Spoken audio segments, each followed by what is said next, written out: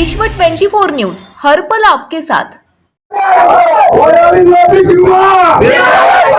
कांद्याला हमी भाव या सरकारचा करायचं काय? शेतकऱ्याला पीक दिला द्यायलाच पाहिजे, शेतकऱ्याला पीक दिला द्यायलाच पाहिजे, सोयाबीनला पीक दिला द्यायलाच पाहिजे,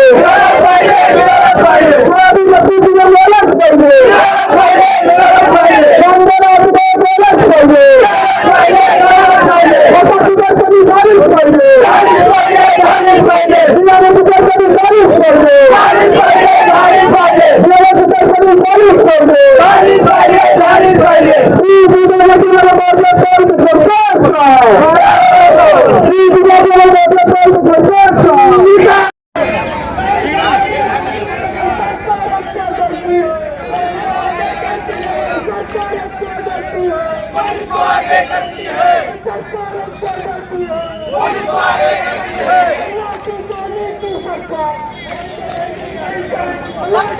हमी भाव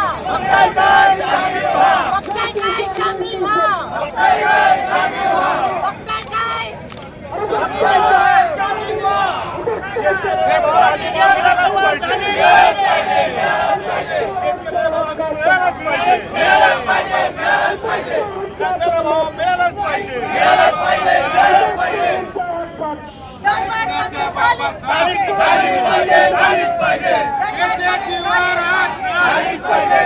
पाहिजे,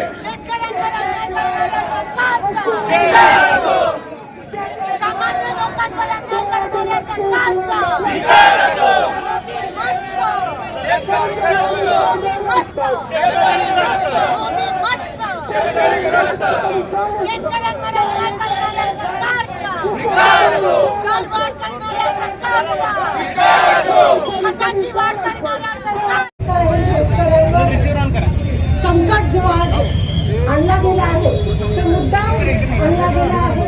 जर काही दिवसापूर्वी आपल्याला सांगितलं गेलं असतं की आपल्या देशात तेल किती आहे, तर काही दिवसापूर्वी रशियाकडून तेल विकत घेण्याचं बंद केलं नसतं, इराणकडून तेल विकत घेण्याचं बंद केलं नसतं, तर आज पेट्रोल आणि डिझेलचे रेट वाढले नसते। काही दिवसापूर्वी पंतप्रधान आपल्याला सांगतात की खतं वापरू नका, शेतकऱ्यांना खरीपाचा सीझन आणि संकट खत वापरू नका।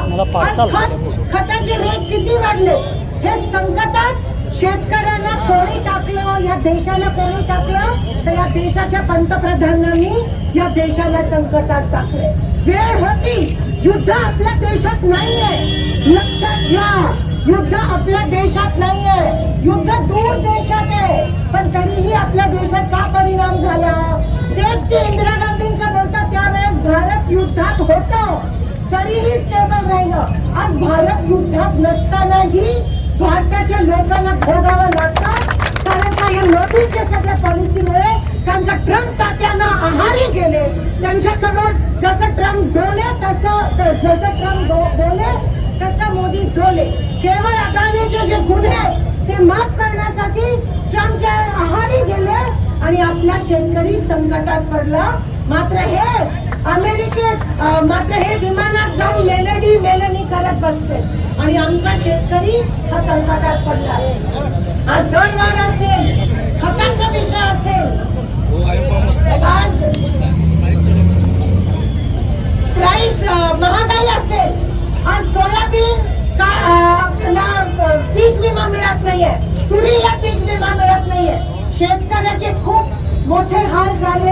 एक तर यांच्या बाळूच्या ठेक्यामुळे शेतकऱ्यांना शेतीपर्यंत पाणी सोडायला या लोकांनी वेळ लावला, कारण का यांचे पॉइंट सगळ्या ठिकाणी नदीमध्ये आहे।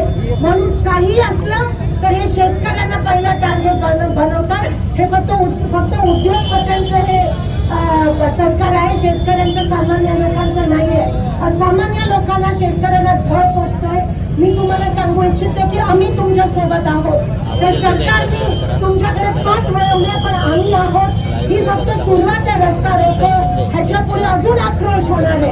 आज 5-6 जणांनी माझ्याकडे केलं, पण ही फक्त सुरुवात आहे आणि आम्ही झुकणार नाही आहोत। आम्ही बळीराजाच्या मागे आहोत आणि राहणार आहोत शेवटपर्यंत। बळीराजा हे राजकारणाच्या पलीकडे या देशाचा कणा हा शेतकरी आहे आणि तो जर त्रस्त असेल तर आमचे संस्कार आम्हाला गप्प बसू देत नाहीत आणि म्हणून आम्ही शेतकऱ्यांच्या नेतृत्वाखाली आज हे आंदोलन करत आहोत. हे तर सुरुवात आहे, पुढे ये तो सिर्फ झाकी है, आगे बाकी बहुत बाकी है.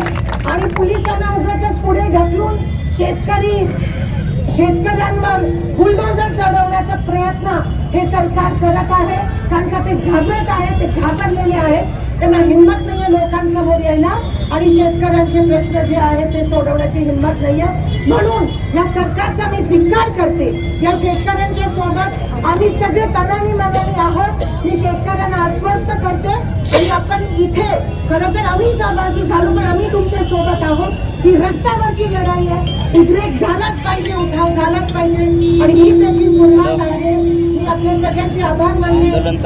माझे प्रेसचे बंधू पण सकाळपासून इथे आले, त्यांचे पण खरं तर तुम्ही बघू नका, तुमच्या हिश्शाची लढाई आम्ही लढत आहोत हे तुम्हाला कळायला पाहिजे. मी सांगून थकली आहे. कृपया गोदी मीडियाच्या बळी पडू नका, तुम्हाला पण मी विनंती करते आणि इथेच थांबते. धन्यवाद. जय हिंद, जय महाराष्ट्र. शेतकऱ्याला विभाग मिळालाच पाहिजे. स्वतःची दर कमी झालाच पाहिजे.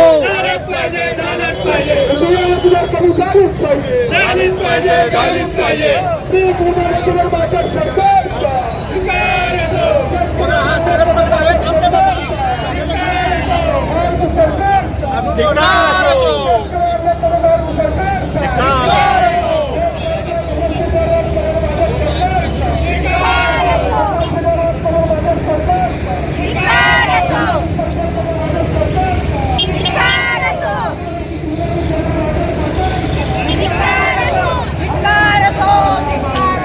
भाजप सरकारचं करायचं काय?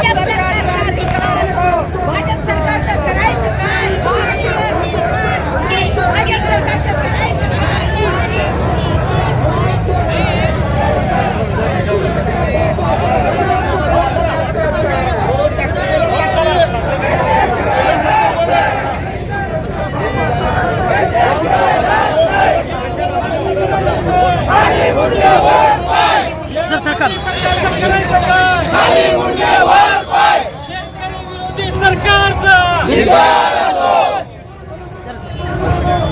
मोदी सरकार, मोदी सरकार, मोदी सरकार, फडणवीस सरकार, फडणवीस सरकार. शेतकऱ्याला पीक विमा शेतकऱ्याला हमी भाव कोण म्हणताय देत नाही, या सरकारचं करायचं काय? शेतकऱ्याला डिझेल न देणारा सरकारचं, शेतकऱ्याला हमी भाव न देणारा सरकारचं करायचं काय? अरे कोणचा म्हणतोय देत नाही. भाजप सरकार, भाजप सरकार, फडणवीस सरकार, फडणवीस सरकार. या शेतकऱ्याचं कमी झालीच पाहिजे, झालीच पाहिजे, झालीच पाहिजे, कमी झालीच पाहिजे, झालीच पाहिजे, झालीच पाहिजे. कमी. राज्यातील महत्त्वाच्या आणि आपल्या भागातील ताज्या बातम्या पाहण्यासाठी आजच आमच्या विश्व 24 न्यूज चॅनलला यूट्यूबवर सबस्क्राईब करा आणि बेल आयकॉन प्रेस करा.